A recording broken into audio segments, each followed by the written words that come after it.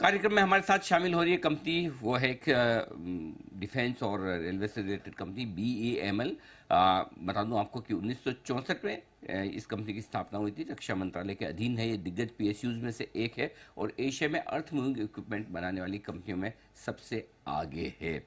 आइए, मैं पहले आपको नतीजे बता दूं। कल नतीजे आए थे दोपहर में 1:30 बजे के आसपास। BEML ने जो नंबर्स पेश किए, आय 1% बढ़कर आई है।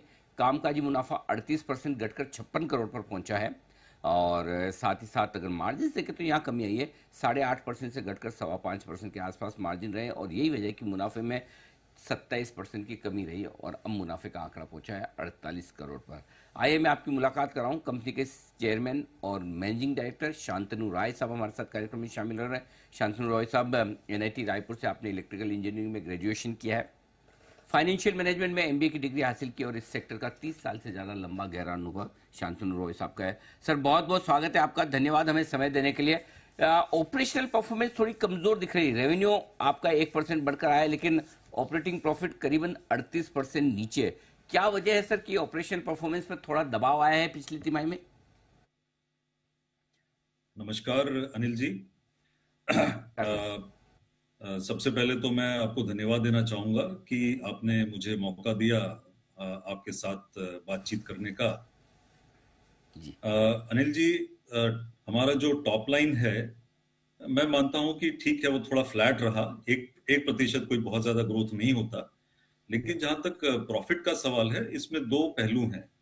एक है क्वार्टर टू क्वार्टर जो कंपैरिजन है। तो अगर हम देखेंगे क्वार्टर टू क्वार्टर में पीबीटी दोनों ही क्वार्टर में बराबर का रहा, लेकिन पीएटी में अंतर आया।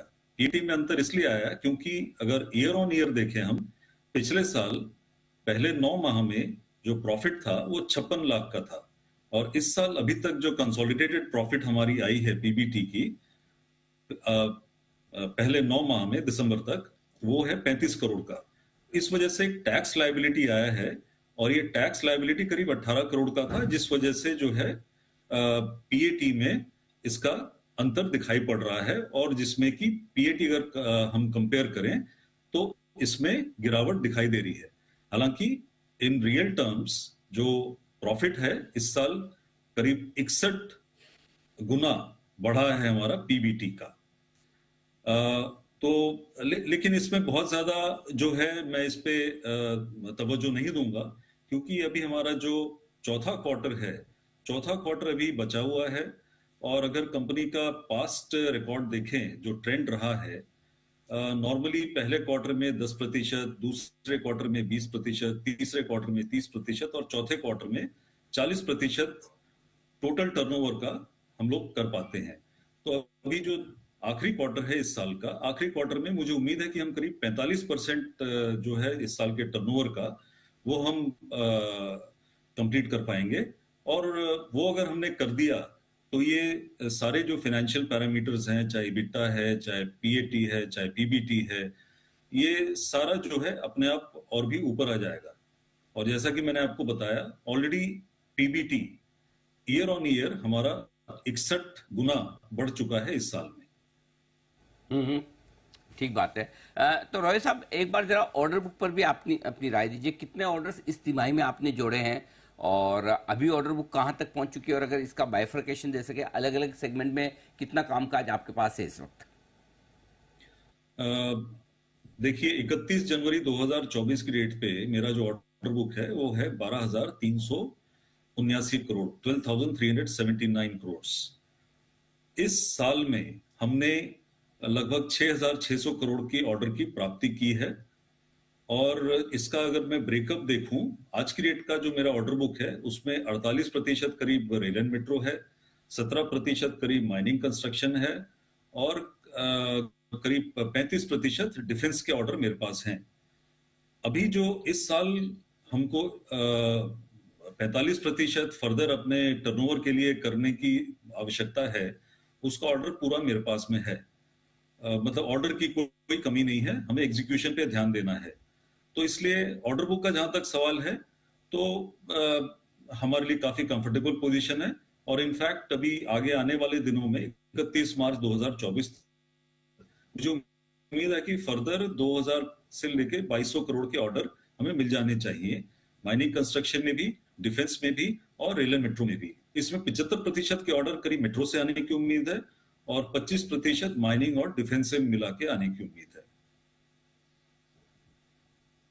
तो ये आपके लिए ऑर्डर बुक का हाल इस वक्त का है। अब सर ये बताएं कि आगे चलते हुए ग्रोथ कहाँ से ज़्यादा आपको आती हुई दिख रही है और मार्जिन्स कहाँ से बेहतर, एक डिफेंस बिजनेस और दूसरा आपका रेलवे रिलेटेड बिजनेस, दोनों बिजनेसेस में अभी जबरदस्त तेजी है, तो जरा ये समझाएं इनके बारे में, दोनों का आउटलुक सर। देखिए, आपने बिल्कुल ठीक कहा कि ये जो दो सेगमेंट है हमारे, रेल एंड मेट्रो और डिफेंस, इसमें काफी तेजी मुझे भी दिखाई दे रही है और मुझे उम्मीद है कि अ, अगले साल या उसके बाद वाले सालों में ये दो वर्टिकल का जो रेट ऑफ ग्रोथ है ये काफी अधिक रहेगा and these will be the growth drivers for the company. But उसी उसी के साथ में मैं ये कहना चाहूंगा कि हम माइनिंग कंस्ट्रक्शन को नजरअंदाज नहीं कर सकते। पिछले साल भी माइनिंग कंस्ट्रक्शन ने टॉप लाइन का 50% दिया था और इस साल भी जो मुझे दिख रहा है करीब 47 से 48% का कंट्रीब्यूशन माइनिंग कंस्ट्रक्शन से रहेगा। बट हाँ, ये जरूर है कि आगे आने वाले समय में ये घट के 35% के आसपास आ जाएगा आगे 2 3 से 4 साल के अंदर।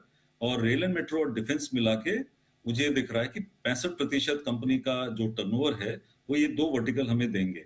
जहां तक मुनाफे का सवाल है, जहां तक मार्जिन का सवाल है, तो मार्जिन्स डिपेंड करता है प्रोडक्ट मिक्स पे, चाहे वो माइनिंग हो, चाहे वो रेल हो, चाहे वो डिफेंस हो। अब अगर माइनिंग में हम बात करें तो हाई एंड माइनिंग इक्विपमेंट में मार्जिन्स बेटर होते हैं, सर्विसेज में मार्जिन्स बेटर होते हैं। जहां तक रेल एंड मेट्रो का सवाल है, रेल में डेफिनेटली मार्जिन्स बेटर होते हैं as compare to metro. Metro में काफी टाइट मार्जिन्स होते हैं। और डिफेंस में मार्जिन्स मैं ये कह सकता हूँ जो हमारी कोर कैपेबिलिटी है उसके अंदर में मार्जिन्स ठीक ठाक हैं। तो इसके बल पे मुझे आगे ये दिख रहा है कि मार्जिन्स भी बेटर होते जाएंगे। बट हाँ, ये जरूर है कि ऐसा नहीं कि मार्जिन एकदम से जो है हम ये एक्सपेक्ट करें कि बिट्टा मार्जिन जो है 20% हो जाएगा या उससे ज्यादा हो जाएगा। आखिरकार हम लोग ऐसे सेगमेंट में है, हम लोग एक कैपिटल गुड्स मैन्युफैक्चरिंग कंपनी है जिसमें कि जनरली मार्जिन 7 से 8% का होता है।